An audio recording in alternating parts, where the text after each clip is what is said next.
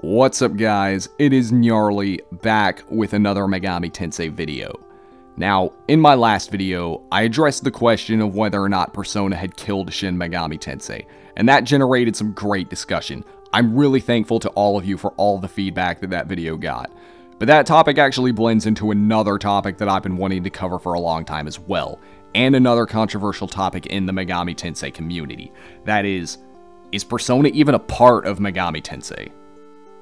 Because of the naming, this is a topic that's most relevant to us in the West, but before I address this question, I'm going to look at the terminology used for previous MegaTen titles in Japan. As we all know, the Megami Tensei series started in Japan as just Digital Devil Story Megami Tensei. Megami Tensei literally translates to Goddess Reincarnation or Reincarnation of the Goddess. This and its sequel, Megami Tensei 2, weren't published by Atlus, they were published by Namco. Atlus's first self-published MegaTen game was Shin Megami Tensei, which translates to New Reincarnation of the Goddess, letting everyone know that this game, while inspired by the first two games, was still its own thing. This was the first entry in what would become known as Mainline SMT, and all the SMT spin-offs branched from it. It's also the title that's used on all mainline games in Japan. Now we get into the spin-offs, starting with Last Bible, which is fully titled Megami Tensei Gaiden Last Bible. Gaiden translates to side story, and is actually pretty common for spin-offs of other series in Japan. Yet, for some reason with Last Bible 3, they dropped the Megami Tensei Gaiden title altogether, and to make things even more confusing, they didn't bring it back with another Bible, but did bring it back with Last Bible Special. And if you thought that was confusing, now we get into Majin Tensei. Not Megami Tensei, just Majin Tensei. The word Majin means devil or evil spirit, so I suppose that's enough to be able to connect the two series, but you would have to know a thing or two about the other games to be able to make that connection. There's also an unnamed third entry in the Majin Tensei series just called Rond. Not Majin Tensei Rond, not Megami Tensei Rond, just Rond. Why? So, from what we know right now, Shin Megami Tensei is just the title used for mainline entries, while the spin-offs are some variation of Megami Tensei or just Tensei. Well, in 1995, Devil Summoner came out, and it was also called Shin Megami Tensei. It's not a mainline, but it still has the mainline title. They must have known how confusing this was, which is why they dropped it for Soul Hackers and both the Raidou games. Now we're getting into Digital Devil Saga Avatar Tuner. Despite having SMT demons as enemies, nearly identical gameplay to Nocturne, and references to mainline games throughout, it didn't have any connection to Megami Tensei in the title. There's also the Devil Survivor series, which, in my last video, I incorrectly called a revival of the Majin Tensei series. I don't know why I did that, but anyway, Devil Survivor in Japan was called Megami Iban Roku Devil Survivor. Iban Roku means strange tale, so the full translation of the title is Strange Tale of Another Goddess. This is the same title that was used for another game, which we'll get to later in the video.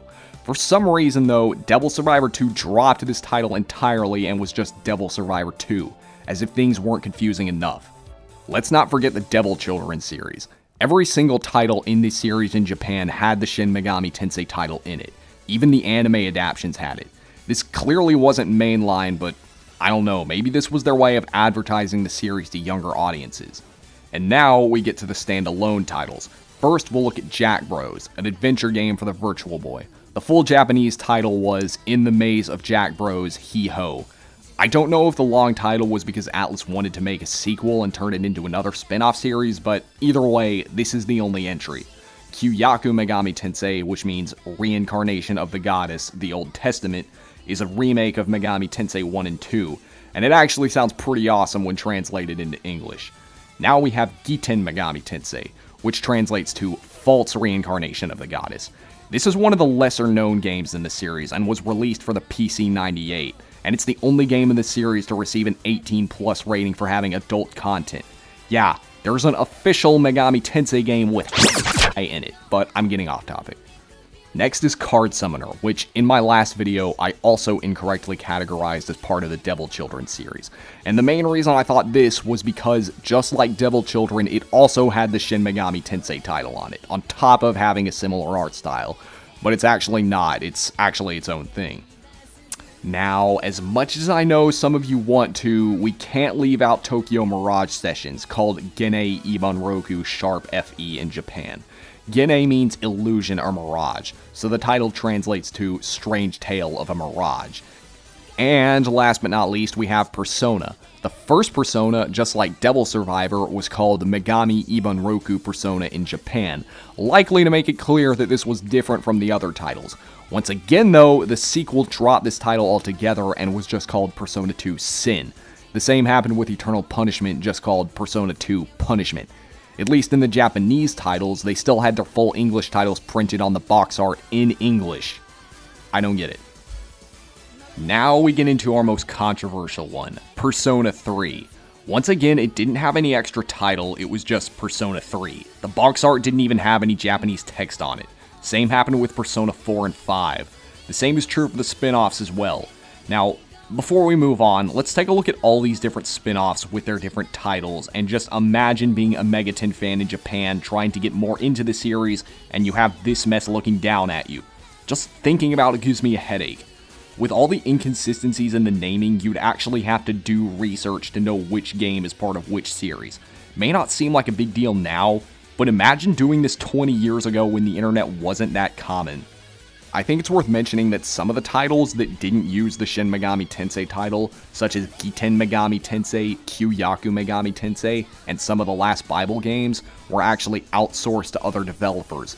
But then there are other outsourced titles that still have it, like Card Summoner for example. Now let's compare these to the titles we got in North America. The first MegaTen game we ever got in North America was Jack Bros. Likely because we weren't familiar with the Megami Tensei series or Jack Frost, the title was shortened to just Jack Bros. The second game to be released in North America was Megami Ibanroku Persona, where the name was changed to Revelations Persona. I have no idea how they came up with this title, but they must have liked it because they kept it for the next game, which was the first Last Bible renamed to Revelations the Demon Slayer. Even though this wasn't the first game to be officially released in North America, it was the earliest game to be localized, coming out in North America in 1999, almost 7 years after its Japanese release. The next game to be localized was Persona 2 Eternal Punishment, dropping the Revelations moniker for some reason, and for some other reason they decided to skip Innocent Sin and localize Eternal Punishment. Although that was probably because a certain someone was in it. Either way though, I'm glad we got it, seeing as how we never got the PSP version of Eternal Punishment in North America. Now, you're probably wondering what the first game to be released in North America with the Shin Megami Tensei moniker was. Nocturne, right? Nope, it was actually Demi-Kids. Nocturne released the following year, and it was actually the Maniacs version featuring Dante from the Devil May Cry series. We didn't have the original version, so they just called it Shin Megami Tensei Nocturne, and then in Europe it was renamed to Shin Megami Tensei Lucifer's Call. From this point on, every MegaTen title in North America, regardless of its Japanese title, would be published under the Shin Megami Tensei moniker until Persona 4 Golden, or Arena if you count it. You might say that they should have done this from the beginning since Persona never had the SMT moniker on it in Japan, but they only took it off for Persona. Every other SMT spin-off still kept it in North America. And that leads into the more opinionated part of this video. In addition to the whole SMT versus Persona debate, there's been the debate of whether or not Persona is SMT at all. If you're going strictly by the Japanese titles, the answer is going to be an obvious no.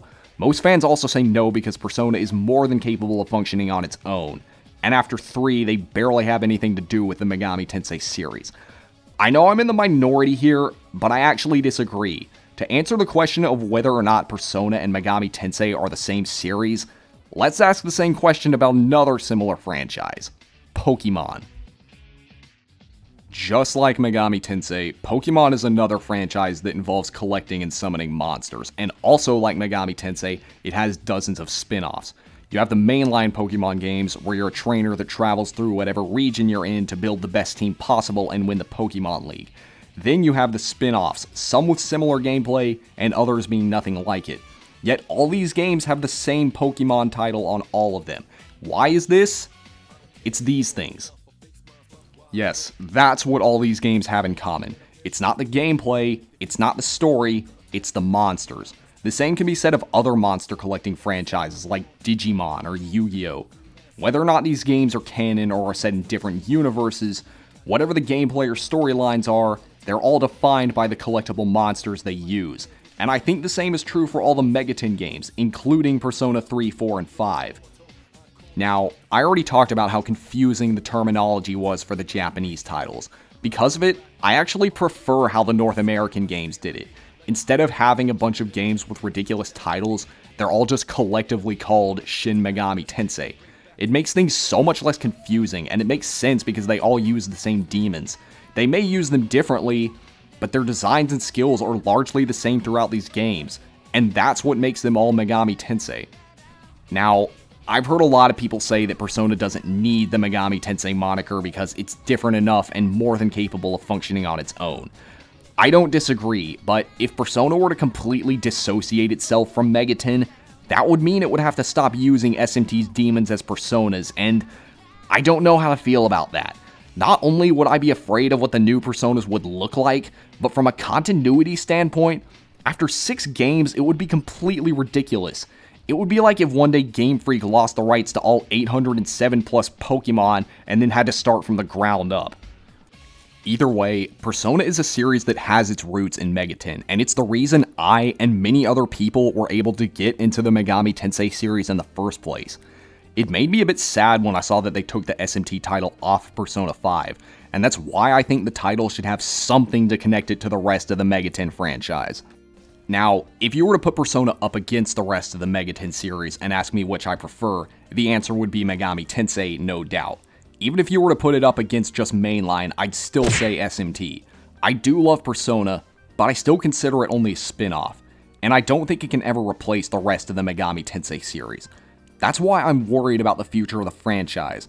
Like I said in my last video, compared to how it was years ago, we're not getting much from Atlus outside of Persona, and the insane amount of Persona milking and lack of SMT5 updates really has me worried that Atlus will replace the rest of the series with Persona altogether. Oh, and while I'm at it, I figure now is a good time to address something from my last video. One game that I didn't mention was DX2 Liberation, a mobile game released in 2018. I didn't include it at first because it wasn't developed or published by Atlus, that was Sega, and I wanted to stick to console and PC games. But looking back, I really should have because other games I mentioned weren't developed or published by Atlus either. It's actually decently successful for a mobile game, and the new Devil May Cry 5 and Bayonetta promotions are bringing a lot of new fans into the series. However, what I'm even more afraid of is that after SMT5 comes out, whatever day that may be, that mainline will only be kept alive as a mobile game. That's exactly what's happening to so many other franchises, and it's really not a future I like to think about for SMT. Do you guys not have phones? Yeah, you guys all have phones, right?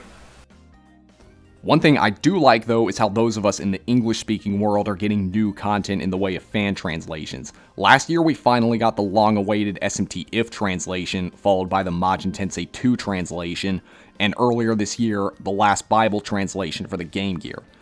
We also have the translators putting the finishing touches on the Persona 2 Eternal Punishment PSP translation. So I suppose that if Persona does replace SMT completely, we still have fan translations to look forward to. Not sure how Japanese fans would feel about that, though. Anyways, that's all for this video. Tell me what you guys think in the comments. Do you think Persona is capable of surviving on its own? And do you think Persona should bring back the SMT moniker in the West? And do you consider Persona to be part of Megami Tensei at all? If you like this video, be sure to leave a like and subscribe for more SMT and Persona videos, and until next time, I will see you guys later.